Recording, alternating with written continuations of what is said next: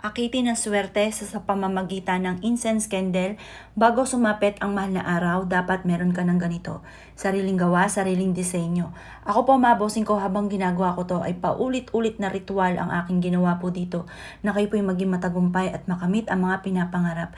Nilagyan ko po ito ng ugat na gumagalaw at iba pang mga sangkap mga bossing ko na hindi lang pwedeng ipakita dito. Pero ito po mga bossing ko, napakaraming sangkap na magdudulot sa inyo ng swerte. Ang ugat na gumagalaw, makita nyo po yan habang yan ay sindi-sindi. Yan po ay gumagalaw mga bossing. Nagtatawag po yan ng swerte at nagtataboy ng mga kamalasan.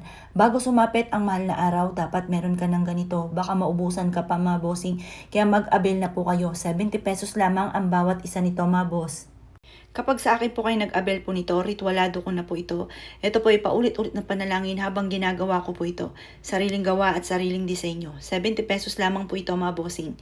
Nakita niyo po, napakaraming ugat na gumagalaw na magtatawag ng maraming swerte po sa inyo mga boss. Pagmasdan niyo po yan habang ito po ay umuusok. May kasama siyang ng rosas mga bossing ko. Yan po ay for love and for happiness and for abundance. Dapat meron kang ganito. Tapos makita niyo, naggagalawan yung ugat po niya mga bossing.